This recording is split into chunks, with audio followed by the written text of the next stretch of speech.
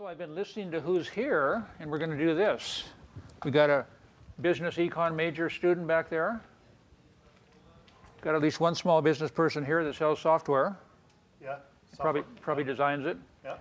We got a high-grade asphalt small business owner to my left. Oh, And we do computer training and technical writing. We're also small business. as a business, great. Another small business. Now we're moving to you, sir, with the laptop. Small business. Small business? Ooh. Give me a three-word description. What is it? Mobile DJ. So Mobile DJ, good. weddings. Okay, I heard you say small business, almost $1 million in sales, 7 employees. Architecture. I just helped 2 architects in town buy the business or the building they're in. 2 separate businesses. Okay, 5. George. Did you cover George? No, I'm going to cover George now. I didn't hear him say anything, so he's going to tell us now. Well, I do a whole bunch of stuff, but put me down as a non-professional. Non-professional. No, I can be. What do you make professional? Sure. Okay. Don't have any startups here yet? Oh, somebody just walked in. I'm getting to know the crowd. I didn't hear you say why you were here. Student, small business startup, small business owner. Yeah, startup. So we're trying to set up a biotech incubator called RAIN. Is it going to be for profit? Nonprofit. Okay, it's still a startup. Yeah. What's that? RAIN, the Readiness Acceleration and Innovation Network. Okay, what about you? I'm Dan. I'm UW student. Student? Yep. Good student. Okay, now we need a check and balance. Somebody count these up, and I'm going to count real quick who's here. He doesn't count, I don't count, and Tom doesn't count. 1, 2, 3, 4, 5, 6, 7, 8, 9. You got 9. Geez, that's good. This is really starting good. Okay. Okay, cash flow. No PowerPoint. This is good for taking notes on. I guarantee you that every page in the bold italics at the bottom, there's a little gem of wisdom. The bold italics at the bottom. Thank you. Cool, thank you. Thank you. I'm going to cover theory. That's really easy. Practice. That's easy. Practice is going to be real world situations, a little bit about my background. Then I'm going to give you some practice. Then we're going to cover tracking cash flow. Then we're going to cover predicting it. So the theory is really easy. And you can look up the definition of cash flow on Wikipedia. There it is. I thought it was interesting that businesses can have cash flow, projects can have cash flow, and financial products can have cash flow. A certificate of deposit has one big cash flow, $10,000 when you buy the CD. And then you get cash flows back to you every 6 months, called interest payments, and you get a big lump sum at the end, called your principal back. So that's the Wikipedia definition. My definition is the cash balance of a business and how it changes over time. What makes it change? The pluses and minuses, the ins and outs. The ins of cash flow is sales. That's the only in. The outs of cash flow are generally cost of goods sold and all the expenses. The really small business definition of cash flow is the left and the right pocket. There's people still run business like that. The left pocket is all the receipts, stuff I bought that I got to pay for, and all the invoices that I sold, paper. The right pocket is the real cash, checks or money. That's the real small business definition. I don't think anybody here will be able to answer my next line, how NCR changed the world to cash flow management. If anybody can answer that, they get a free racket stringing job by me. No one will be able to answer that. And so I'm not going to bore you with it, but NCR means something, and they changed the world of cash flow. So you can look that up later. Okay, my definition, the cash balance of a business and how it changes over time is shown on this graph. It's called a time scale graph. Horizontal axis, time. Vertical axis says it's dollars, and they go from $0 to $4,000. So I got a few questions. What might cause this business, what might cause the dip at the end of every month? What causes our cash flow to dip and then work its way back up? He said payroll taxes. Accounts payable. Purchase and inventory. Basically, it's much simpler than that. You paid the rent, you paid the employees at the end of the month. That's your two biggest expenses, rent and employees, other than products. So you pay those, it drops down, you work your way back up. What is the lowest cash position of this company? Really easy, isn't it? You pick it right up off the graph. What's the highest cash balance of this company? Well, 2,200. Yeah. So now you've seen cash flow over time. We're ready to move on to the next page. We got two or three people that joined us. Are you people students, small business people, startups? We're looking more startup. Startups? What about him? The same. What about him? I just sold my business. So You just sold your business? Yes. What are you going to do now? I'm looking into another business. So Okay. I don't know where to put you. We got two startups. temporarily retired. I'm going to put him under small business. If he was smart enough to start a business and sell it, I didn't hear him say he gave it away. We go up to 12. That's good. One more. Oh, great. Now we're approaching the limit of the handouts, but that's no problem. You guys can move up to the table right at the end there. You'll be able to see the chartboards a lot better. You won't see them where you're at.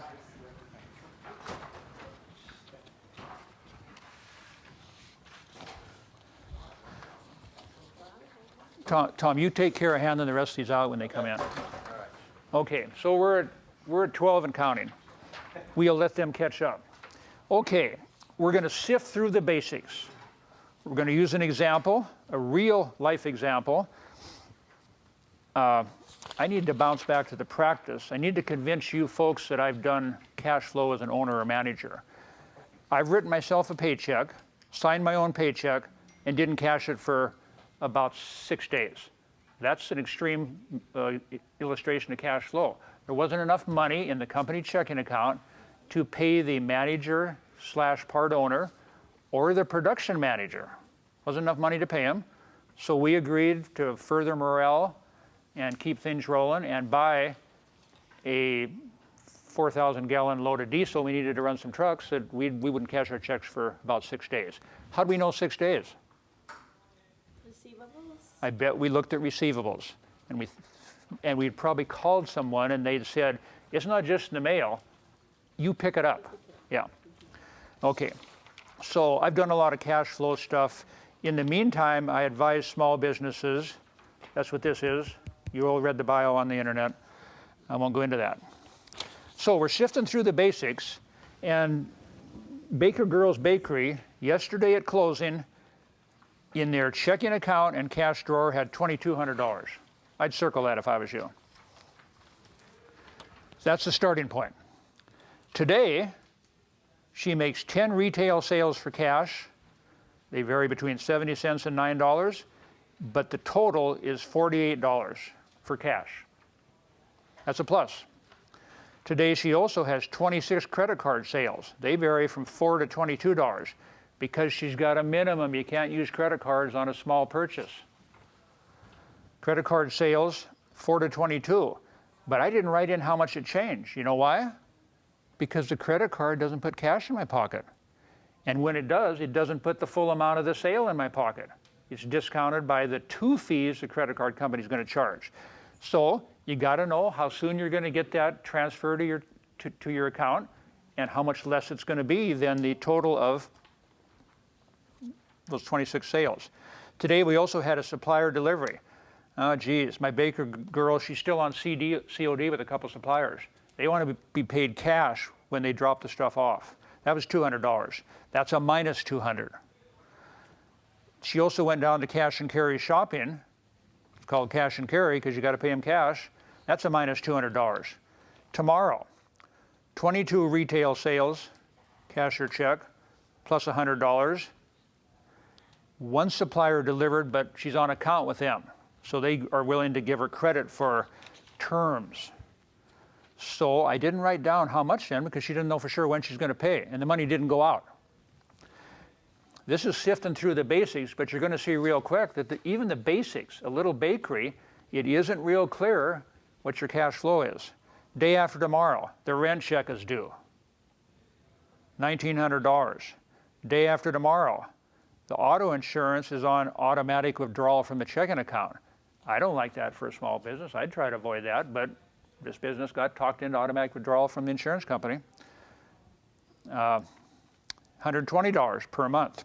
2 days after tomorrow, big customer's check bounced. She did that wedding, sent him the stuff, deposited the check, $600, it bounced. That's a minus 600. You already took the plus, but now it's a minus. 3 days after tomorrow, sales tax payment is due with the state, $150. 4 days after tomorrow, mixer repair, big piece of equipment, broke down, called a service person. They fix it, they give you an invoice. You got to pay it.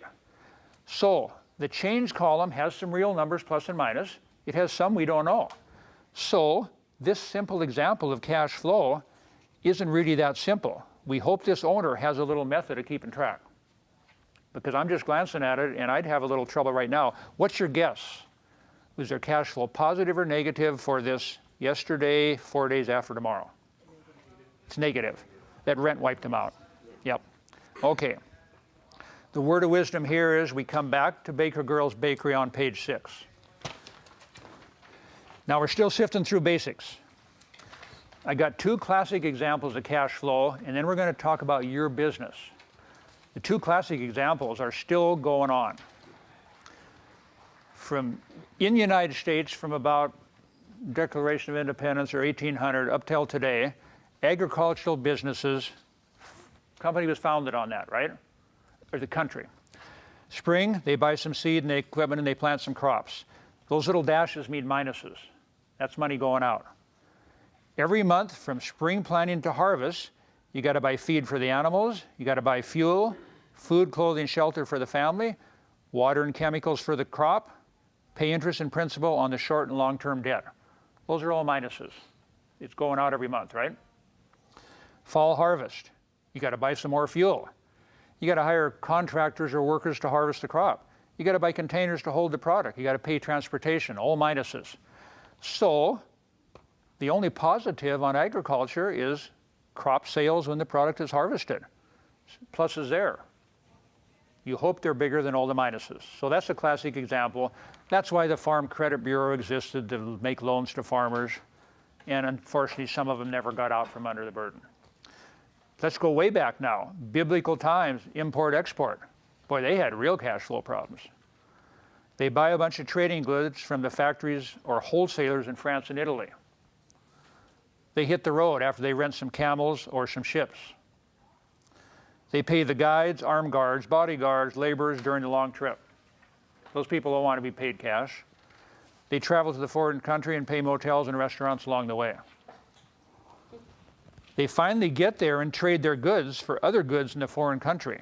Sometimes they trade for goods, sometimes they trade for cash. But the real traders were trading for goods. They travel back from the foreign country, pay all the motels and everything on the way back, plus all the same expenses. They get robbed twice on the way back. They incur inventory shrinkage on the way back. Something spoiled or slid off the back of the camel and went down the hill. Finally, they arrive home and they sell all the goods at retail or wholesale in France. That's their only plus. So, another person just walked in who I know. We're going to put him down under professional. Accountants, bankers, attorneys, financial advisors, people who can help you in your business. Okay, now we're going to move. Yeah. Now we're going to move to, I'm going to ask for a couple examples, something you sell. We're going to hit it real high level, and we're going to just theorize on your cash flow. We're just going to set some theories using 4 things that I think really determine cash flow. Are you selling a product or a service? They're different. What's your business model? Give me your 30-second elevator pitch. Are you business-to-business sales or business-to-consumer? Are you retail or wholesale? And the reason these 4 help you decide how your cash flow is going to be is because if you're selling a product, you got to stock the product, you got to buy it from somebody else or make it. That's called inventory. Big bunch of cash goes out and it sits there. Inventory carrying cost. Service, you don't have that.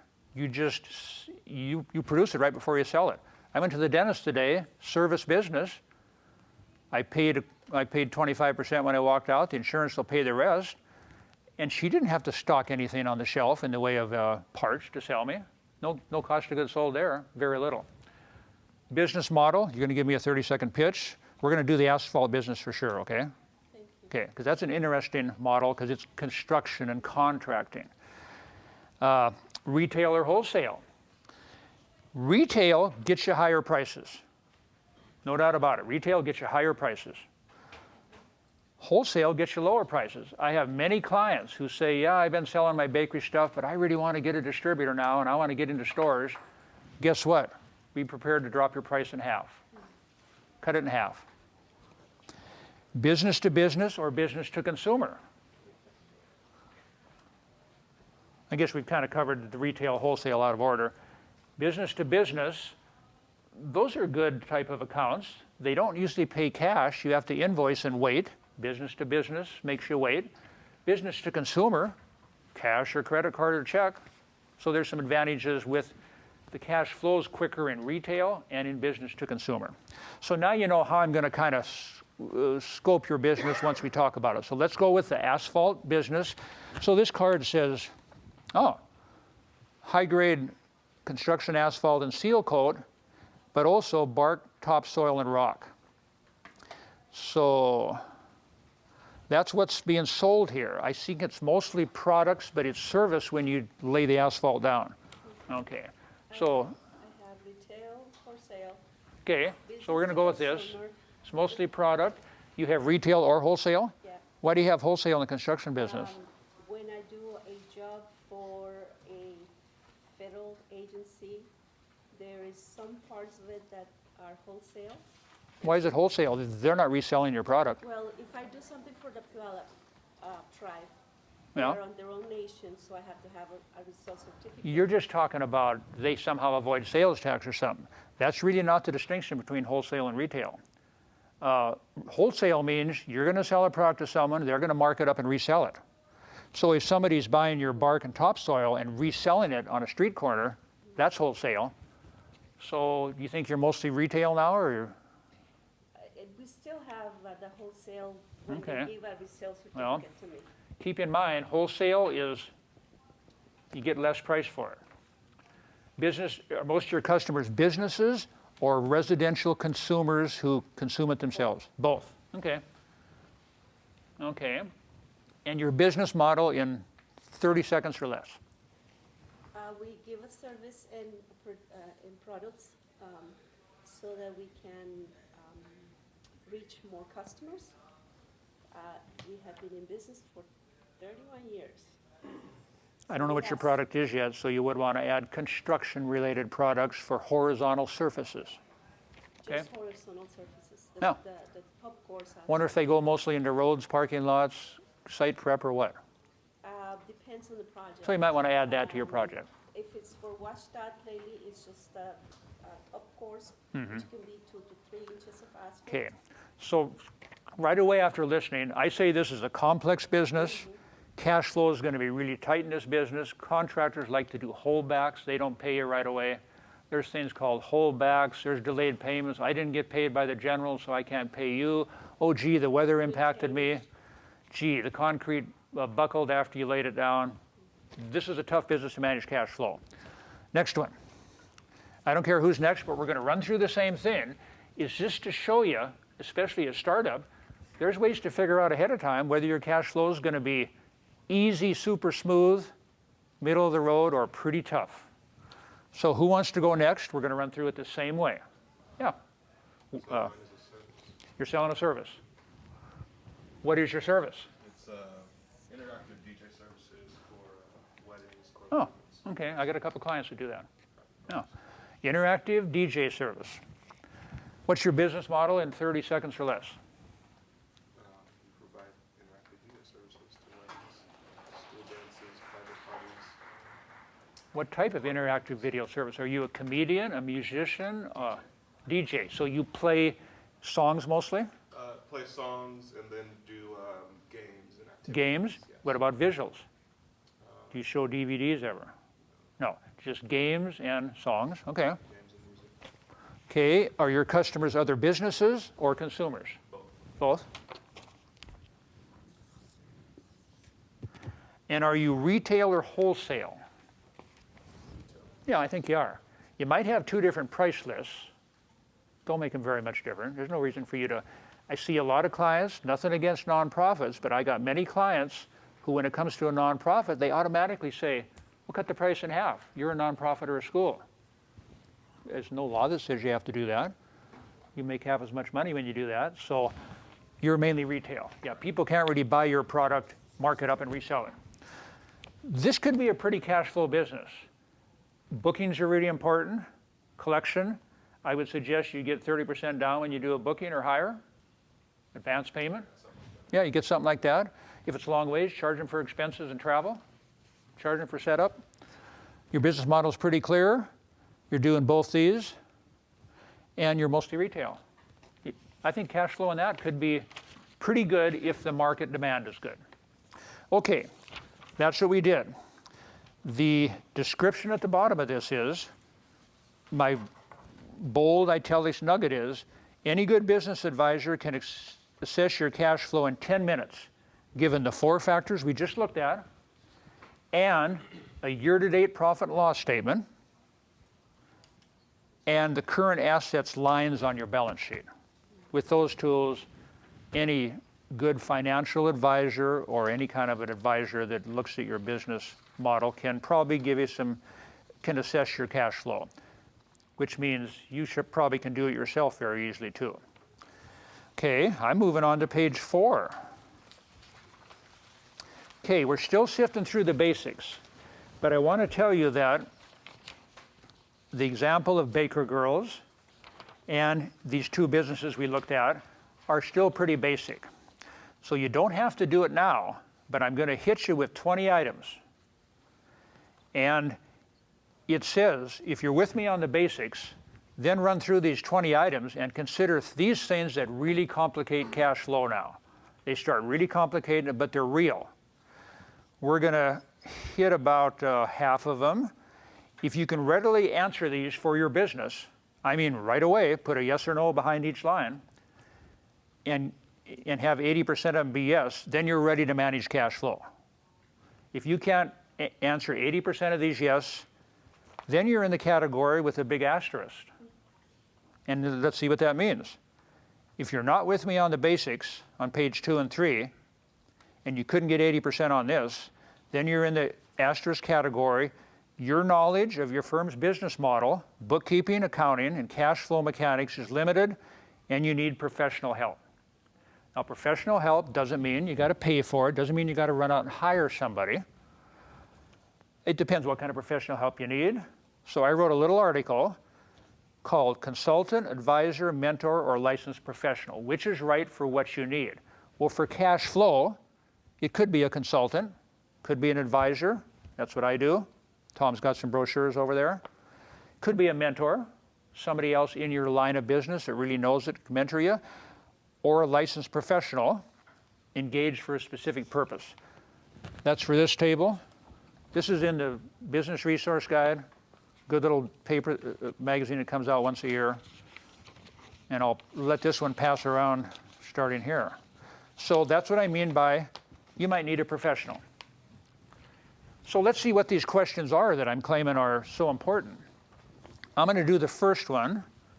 How many sales transactions do you process per day, week, or month? You got to know that figure. If you can say that figure, great. Put yes behind it. How many expense transactions do you process per month? So let's take the DJ. In a typical month, how many expense transactions do you have to process? Expenses now, that's your gas, your setup. Do you ever rent a hall? No, you go to their venue? Yeah, You got some wages, auto insurance? on a typical month, you said? Yeah, Probably 20. 20. Okay, it's not bad. Sounds about right to me. Yep. Sales transactions. Let's look at this here. There was 6 or 8 small businesses here. Who else was in business? Okay, the guy eating the lunch out of the green container. How many sales transactions do you figure you process in a week or a month? Per month, maybe 6 to 10. 6 to 10. He's got very few big customers. That's generally good. Very few big customers is a good scene. They're all pretty high ticket then. You got to please them all the time or they drop out and you lose 20% of your sales. But that's not a bad situation. Okay, now I'm going to, you folks are free to read all these. Tell me what your score was later. I'm just going to jump down. Number 5 is an important one. Are you on cash or accrual accounting? Contractors are usually on cash. Accrual? Mm-hmm. Well, a lot of my contractor clients are struggling and haven't made the jump to accrual yet. So I say don't count it until you've been paid. Even though you're putting out money for expenses, so you're on accrual. There's a big difference between cash and accrual. If you don't know it, you better get some professional help. Because you have to select in QuickBooks the cash or accrual button. You got to select how you want the reports run. And the IRS even says you select it and it has to stay with you the whole tax year. So you got to know what it means. I'm not here to tell you today, but I can tell you if you become a client or you sign up or you get a professional to tell you. Let's jump to number 10. Can you name the 2 mandatory state and local taxes that every business must pay in Washington? Taxes, not insurance premiums. Sales and B&O. Sales and B&O. And they like to get paid by that, don't they? State Yeah. industrial too. Yeah. What was the other one? It's the state industrial. Illinois. Yeah, that's actually an insurance premium. That's not a tax. That's an insurance premium. Yeah. Is there any way to get Oh, it's rid- high, sure, it's high. Is there any way to get rid of the B&O tax? Well, you could call the governor up. Hey, But just remember, we don't have state income tax here. B&O takes the place of state income tax. Okay, I'm going to jump to number, Never get out of it. I like number 15. What's your bad debt percentage? Out of the invoices you write to customers, what percent of the total dollars you hope to collect do you never get? You better be down around 1 or 2 or 5%. If it's any higher, you got problems with your credit. You're selecting the wrong customers. Okay, I'm going to jump to number 20. What is your sales growth trend 2016 over or under 2015? It's some percent. It's kind of good for you to know we're running X percent ahead of last year. So if you can't answer these 20 questions, yes or no, without saying, I got to go ask my accountant or I got to go ask my bookkeeper, then you, the owner of the company, need to freshen up your ability to answer accounting, cash flow type questions because you won't be able to manage it. Here's the word of wisdom I'm going to leave you with here. Bottom, bold writing. Bad things happen if you don't manage cash flow. Really bad things happen. The first one is embezzlement or theft. If you're not managing cash flow, it'll happen. It doesn't just happen in cash businesses. It happens in, if you're paying invoices, there's some really big cases right here in Tacoma that are just tens of $20,000, $100,000. That happens. Failure to pay state sales tax or B&O tax or federal IRS withholdings can happen. If you don't have enough cash and don't pay them, if you skip it, guess what? The government now considers that you've stolen that money from them. And it's a felony in some cases. They'll work out a payment plan, but they don't like that. Then there's also penalties on top of the, And interest. yeah. Then you could get into a situation where you fail to withhold L&I, employment, or other taxes. I read the Puget Sound Business Journal every week, and there's liens against businesses for not paying taxes and insurance, and they're listed out. Nobody publishes that for Pierce County, but they publish it for King County. And once in a while I'm reading along and I say, hey, I just was in that restaurant. And they're not paying their sales tax or something, and they get flagged out $237,000 in past taxes. They've let something slip because the cash got short. These are really bad things. shortage of or late payrolls. If you can't make payrolls, what people get really upset? Your employees, yeah, yeah. They might not come to work the next day. Then your ability to sell products dwindles, or the inability to pay suppliers or vendors on time. You might be getting a great rate now for crushed rock, but if you don't pay a vendor, they start to say, we're going to raise prices, we're going to put them on COD. Okay, that's the words of wisdom on page 4. On to page 5, a really short page. I'm going to sit down. All I'm trying to say here is we're done with the basics. We've taken a little more detailed look now. I'll just summarize that cash flow really quickly starts involving your customers, your suppliers, your employees, your overhead and fixed accounts and their providers, whoever you're paying their rent to, whoever you're buying insurance from, whoever you're buying your utilities from. They're key parts in the cash flow equation. You and the other key managers are key parts because you're the ones controlling the cash, writing the checks. So you put all this on a moving time scale in management, or all these participants will suffer. If you don't put it on a time scale in management, you're not just hurting your company and yourself and the owners, you start to hurt everybody on this list. Any questions on, that's the hit list. Okay. Okay, next up, we're going to move beyond the basics and beyond the detail now, and it's complicated, but next up, we're going to look at the business model and the results of managing cash flow. Remember when I said that the profit and loss statement for a period of time, profit and loss has a starting point and ending point, and I suggest that you do a monthly P&L. Then you do a profit and loss statement, also called the income statement. Do a monthly one, then do a year to date, January 1st through today. You can close out November. You can do a year to date through November. That'll really help. You need that piece of data. You need the cash balance in the checkbook. If I was you, I'd figure that. I wouldn't let the bank figure that. There might be a 2-day lag before they get you the figure, so if you figure it yourself. Savings account balances, then remember your pockets and your cash drawer. You get all those things together.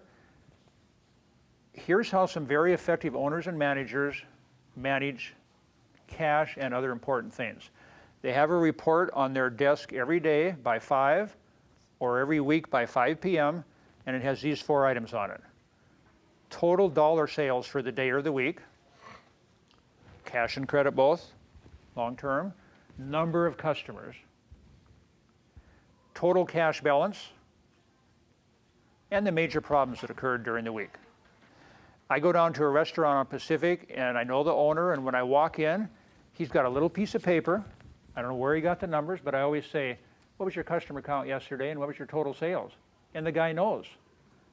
And he knows that every day, and he does something with that. He processes that. He knows what day of the week it was. He knows the weekend's coming up. Do I add staff or drop off? Do I need to order stuff? Because he's got that report. He probably really works all day in the restaurant, stays till 7 p.m. and gets it, or stays up till midnight and gets it. You got to have a cutoff time. Don't worry about what the cutoff time is. Just do it at the same time. Total dollar sales, number of customers, that's really important. Total cash balance, and the problems that occurred during that week. Okay, now we're going to come back to the Baker Girls Bakery. We looked at before on page 2 at some transactions, some things that occurred for yesterday, today, and 4 days following. Now we're going to look at a profit and loss statement. P&L, it means the same thing as the income statement. This one's from October 1st to October 31st. We're going to use it to determine what it's telling us about cash flow. It's going to tell us quite a bit. So I hope all of the small businesses, the 6 or 8 of them here, are generating a profit and loss statement. It's really important. It's not a law you have to generate one. You can wait till the end of the year and you can total everything up, but you're flying really blind. So Baker Girls Bakery had gross revenue of $20,000. you put 100% by that, and it'll always be 100%. The total money coming in is the pot. We're going to call that 100%. Her cost of goods sold for all the material, packaging, and probably direct labor is $10,000 this month. 10,000 bucks. So that's a 50% cost of goods sold. There's books and manuals that tell you what typical cost of goods sold percentages are for every industry in the United States. It's called Risk Management Associates. I got copies of the books. Just email me and I'll look up your business. But that's really important to know what the typical product sales business is. It won't work too well for a service business. Once you subtract cost of goods from gross revenue, you got a thing called gross margin. Gross margin. It's not in your pocket yet. Cost of goods and gross margin always have to add to 100%. So look at this guy who wrote, gosh, what if gross margin is negative? You're in huge trouble right away. If you got a business where gross margin is negative, it means you're selling the product for less than you bought it for. And you're in big trouble right away. You better go back and check your business plan and see how that happened, if you wrote a business plan. Now we start through the expenses. This is a shorter list than normal. You're right, there's usually about 20 monthly expenses. I've only got about 12 here, but you can see what they are. It's really helpful to put them in alphabetical order like QuickBooks does. Advertising, auto, computer. The 4 biggest ones will always be payrolls, rent, utilities. That's the top 3. They'll always be the biggest 3. Where would you put the depreciation schedule? Depreciation? Depreciation is a non-cash expense. It doesn't need to show up monthly on your P&L. It doesn't need to. You can wait and add it at the end of the year. You can put it in monthly, but it's not a cash expense. You never write a check to anybody for depreciation. There's no Mr. Depreciation. It's a non-cash expense. She's asking it because she's got some big $100,000 dump trucks. And she can't, when she buys a new one, she's got to pay cash for it, but she can't go to her P&L and deduct $100,000. She's got to depreciate it for 10 years. 100,000 divided by 10 years, she gets that much depreciation. But depreciation doesn't need to be on your monthly P&L. What about accelerated depreciation? Well, accelerated depreciation is nice to do if you want to avoid taxes. If you want to avoid showing a profit in your business, accelerated depreciation is a legal thing to do. And it doesn't take cash. There's some downsides to it, but I won't get into that. But okay, so this Baker girl's got, yep, there's payroll, $4,000 for employees. There's a payroll to the owner, $3,000. There's the rent. Top 3, there's utilities. Top 4. Everything else is smaller.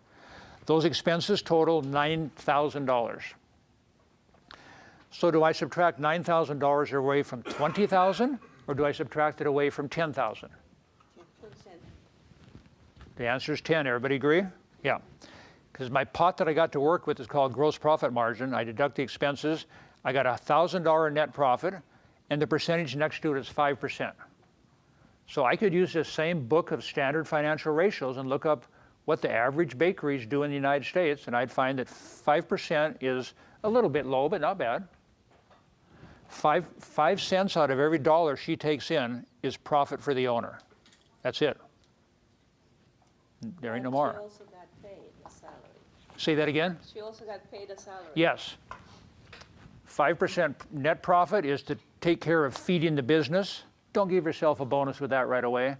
You're already getting $3,000 salary is what she said. So I say, gosh, what if expenses exceed the gross margin? Then you're in trouble again. Not as bad a trouble as if the gross margin was negative, but you're still in trouble. Okay, here's my word of wisdom at the bottom of this one. This business is marginally profitable. There's a tight balance every month. Risk is pretty high. Her fixed costs are taking big amounts. Cash flow will be tight in this business.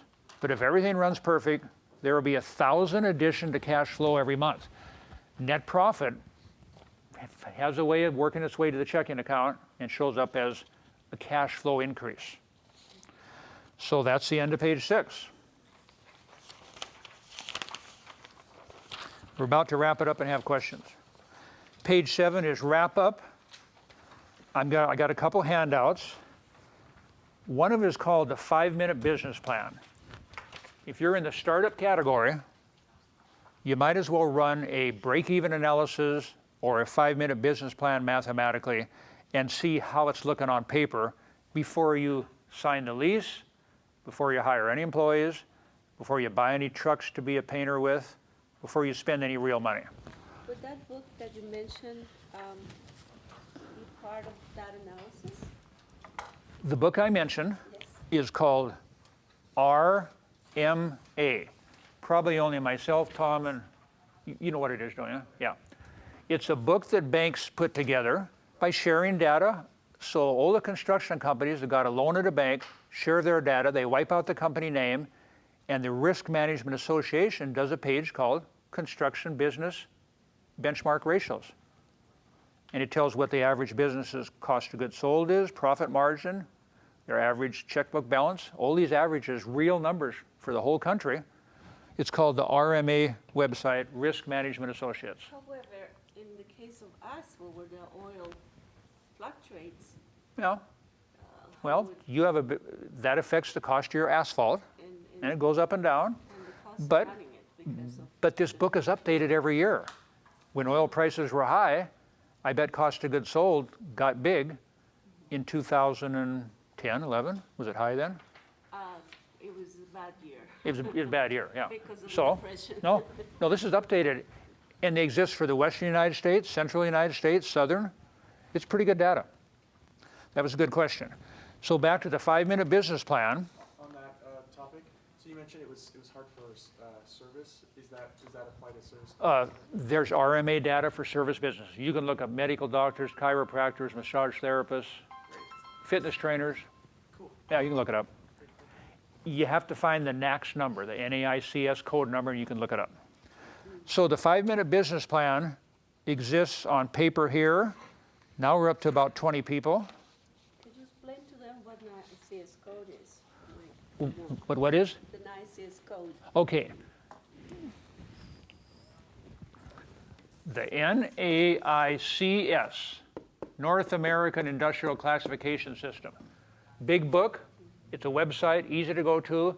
You just type in florist or flowers, or you type in football, and it'll say football club, football manufacturer, football stadium. It'll give you the 6-digit NAICS code for any business in the United States. It's really handy to have.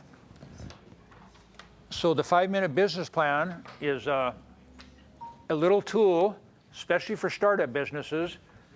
It helps you project your expenses, and if there's not enough of these to go around, you just email me, and I'll send you an email back with this attached. It's going to tell you what your projected profit is and your break-even point. Here's some business cards. So that's what the 5-minute business plan is. It's your way of predicting how your business model is going to work. What would a unit be in a service business? An hour of labor or? Yeah, or number of clients. I put all my massage and physical therapy clients on a $55 return visit fee that they charge their client. So the unit of business is one customer for a half hour, $55. Ours varies widely. It varies widely, yeah. Depends what we're. Yeah. Yours varies. What did you sell again? Architecture, sorry. Oh yeah, yours varies real widely.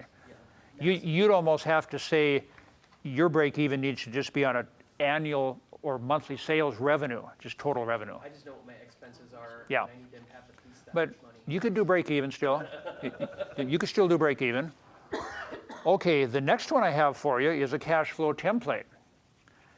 This is real data, real numbers, and this is a tool that helps you project out.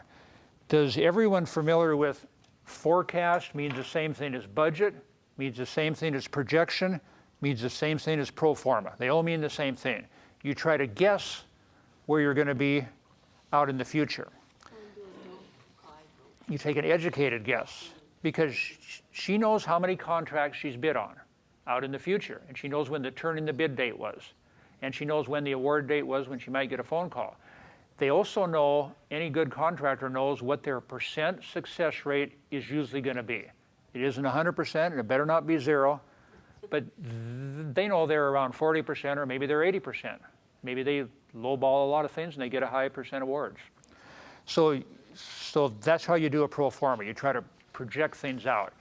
If you aren't projecting sales revenue out in the future, you're going to have no luck projecting cash flow because it all starts with sales.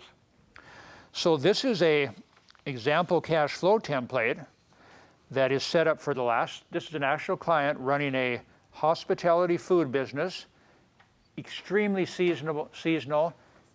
His sales run between $50,000 and $200,000 a month. It's extremely seasonal. So he just booms in the summer, big cash, but guess what? When the weather's bad outside, not many people hire outdoor tents serving food. So he has a little problem. So this is a template in Excel, which I can send you, that it's complicated. You got to know Excel.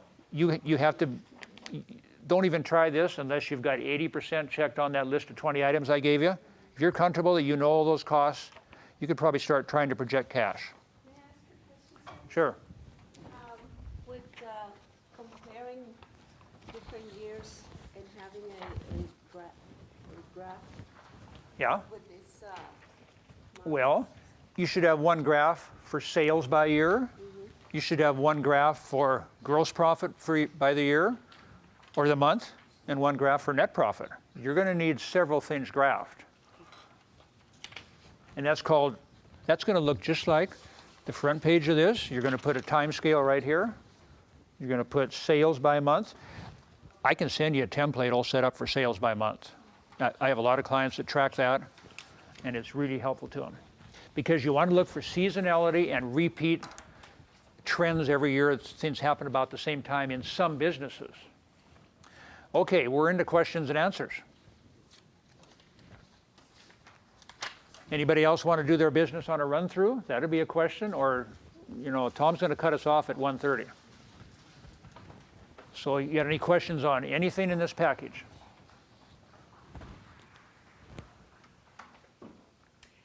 Anybody want to do a run-through on their business? I'll erase the other one, and we could kind of see how it's shaping up. You guys do one on you guys to start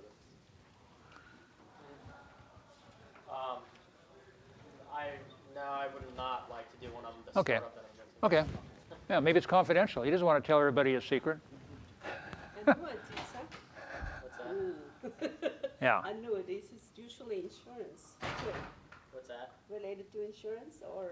No, it's the business I just sold was strength and conditioning, but it was also functional fitness and helped. Is all around fitness for professional athletes or people who just want to lose weight or just rehab their body. I sold that back in Delaware. Made a pretty good profit. My new business that I'm working out with, it's very similar to that. That's all I'll say. It's just it's going to be a completely different format, different style, and I'll just say that I'm viewed Washington as a place for me to do it, and there's Washington or Oregon would probably be the only place I could start something like that. So let me ask you, why are you changing the model? If it worked back in Delaware and you made a profit on the business for several years and then sold it. Well, that market is a little more saturated here Oh, than okay. what I was doing, and now I just kind of want to Yeah. move more towards the outdoor. That's a good answer. Yeah. Anybody else want to run through their business and see how it's shaping up for cash flow? Okay. Are you going to sell a product or a service? Service. What's the service going to be? It's going to be, space, so it's real estate, but business services to help startups. Okay, so you're going to rent space and business service in an incubator or something? Correct, and equipment. Okay. And equipment. What kind of? That's kind of what Fab Lab does. Equipment, mass spectrometers. But, yours is going to be for biomed. Yes. Fab Lab has the same business model 2 blocks up the hill. Nice. Fab Lab. Only theirs is I've been there. 3D printers and that stuff. Okay, so he's going to rent space, so he's in the service business. What's your business model in 30 seconds or less? So we help startups be successful by getting them the mentorship, the equipment, the service they need to take their idea from Okay, an invention to the shelf. okay. So he's told you that.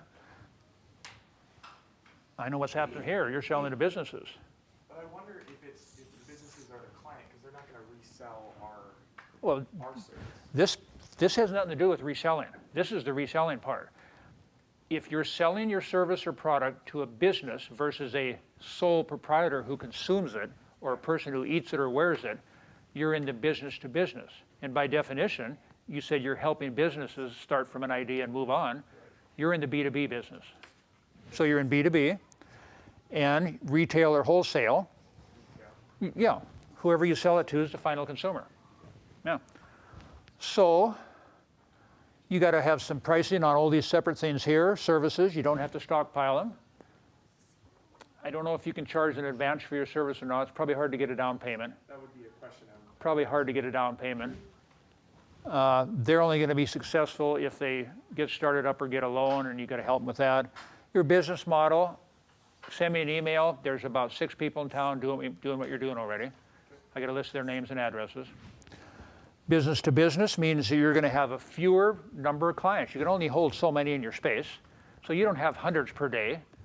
You have maybe 5 or 6 or 10 per month. And they stay there for a while, don't they? Yeah. Yeah, they stay there for a while. Well, that's good. And retail means you can be pricing competitive with the market. So it looks like a good model, but you still got to write a business plan, and you got to check out the competitors. Okay, thank you for putting that in. Are you an existing business or you're starting? We're starting. We'll hope to open in maybe March to the public, but it's going to be open hopefully. Any other questions? You have really expensive equipment?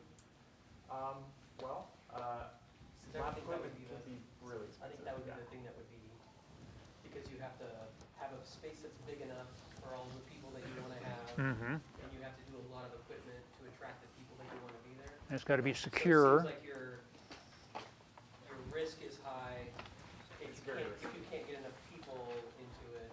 But if you can get enough people, then you're golden. But if you have one person, you need 8 or 5 to break even. It could be scary. Yeah, we need probably 10 clients in this space. And yeah, equipment's interesting. If anyone's got lab equipment, we want to create a distributed equipment inventory for the region. Do you know that UWT has lab equipment available for businesses? One of the professors here is Joel? David Hirschberg. Okay. He's the leader Okay. of the group. So he's the science guy. Cage, Tom, what do you want to say in closing? Yeah, not really, Kobe. Another question though. I mean, how many people who have a business ever wonder if you're really charging the right amount?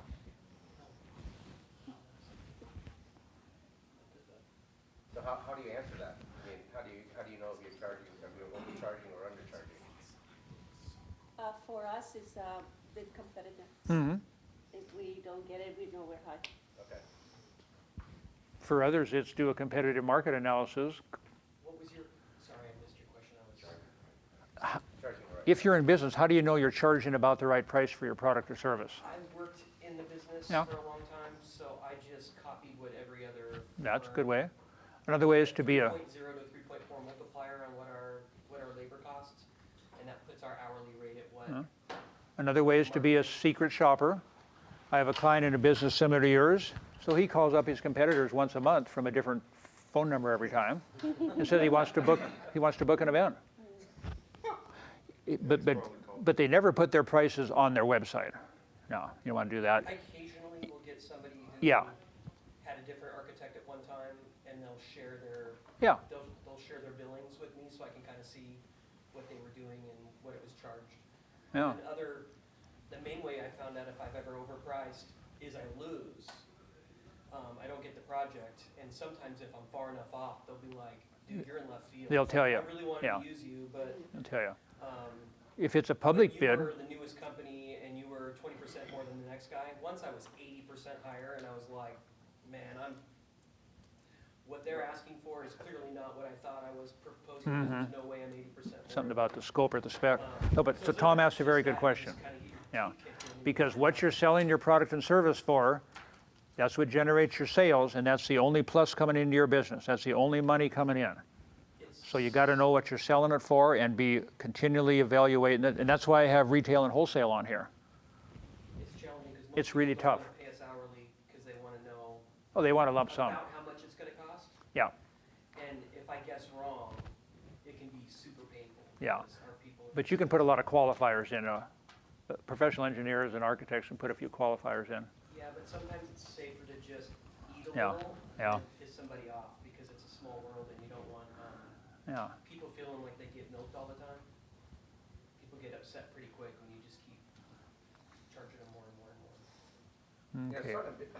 I've started four businesses myself, and, you know, and everybody's always told me, you know, if you're gonna charge $150 an hour, don't back down for $150 an hour. Then somebody says, oh, we can only afford you for $65 an hour, so I'll sign right here, right? Because you need the money, you need the job. So how many people have all, you know, like said, you know, this is my price, and all of a sudden you kind of back down because you needed that work? I mean, I've done it. I mean, it's hard. This is why we have this. This is an open discussion about cash flow. There's no right or wrong answer to this thing. It's just as long as you understand the basics of why there's cash coming in, cash coming out, and understand your cost of goods, and understand your 6 cash flow drivers, you know, like your sales, accounts payable, accounts receivable. We didn't go into that, and your expenses, and then all that. I mean, it is really critical. If you understand that, control that, you'll be doing fine, you know, I mean, especially cost of goods. You know, everybody says, well, my sales has gone up by 10%. I made $2 million. So you have sales, you increase your revenues by, you know, 10, 100%. Big deal. What does that mean? Does that mean that you have a good net profit or net income? No. What is that? Revenue means what? Expenses. There's expenses involved too. Can you control your expenses? And it's your time. And time, And exactly. I find that's my limiting factor in my world is there's only so much I can work and there's only so much anxiety that I can take before I start failing. And then if I start failing, I screw everything up. So if I'm running, this is one of the things lately, I've started turning away certain kinds of projects. Sure. And it's really hard to tell people no. I turned away a project that was a $150,000 fee, which is a lot of money, But- but I don't have enough people to do it. Right. My people are stretched. Maxed I out. can't go to 10 meetings a day, and that's what I've been doing. I spend all day in meetings, and then if I catch up on email, it's from 6 to 9 at night. Yep. And if I don't, if I've got something, then I'm 120 emails behind. Yeah. So there's a level where I have to start chopping off the world and saying, I'm sorry. And for us, it's been, if it's not a portfolio, if it's a portfolio project, we'll figure it out. If it's something that we can put on our website and people will go, I'll hire them because of that. I'll figure it out. But we started turning away tenant improvements, like stuff that's just inside a building and it isn't that fancy, but it's a, so if it's one-off things, or if somebody calls me and says, I want to add a bedroom onto my house, that's an automatic no now. If they say, I want to build a really beautiful modern house, Yeah. I'm in. So there's just a limit where we started narrowing our window because we just can't do everything. And the other challenge I've been having, so his daughter-in-law is my first #1 employee. So one of the, yeah, so one of the things that is challenging too is you try to hire the best people, but the best people have their own motivations and they have their own passion and their own, and they have options. Good people can go anywhere at any time, especially in this market. So if I do crack project, they're starting to look over their shoulder and going, man, Yeah. that firm's hiring, maybe I'll go over there. So there's a level where we can't always do what we want because we're gonna lose our people, we're gonna, it's, Yeah, it's tough. by far, this is the most stressful part. And that's why we have this open conversation to hear you guys talk about it, because everybody says, you know, I want to be an entrepreneur. Why the hell do you want to be an entrepreneur? Because you want to be rich? Well, if you want to be rich, go work for Amazon, because you get stock options, you get about, you know, base salary of $120,000. You're becoming an entrepreneur because of passion, because you want to have control of your time. You know, before I came and started consulting with the University of Washington, I was working on a house, and during the summertime, I'm just like, man, it's hot in this house. So I just walk down to the lake and go swimming, come back an hour later, I'm still wet, still working. I mean, I can't do that in corporate America. So you gotta figure out, okay, is it the money or is it the time or whatever you wanna do? Because I guarantee you, if you're doing it to be rich, you ain't gonna be rich. Not right now. This reminded me of one other thing. in the arena of professionals that can help you, this is one of them that developed this chart. And this chart's correct even though it's complicated. I've checked it out, I hang it in my office. There's two companies in Washington. One is called Profit Mastery, one is called Profit Soup. And they come in and analyze books, and we've been talking today about low cash. Low cash flow is only caused by about 4 things, and they're showing on here. So stop up to my office. You can take a picture of this now. You can call this company up and take their course for $199. But this works.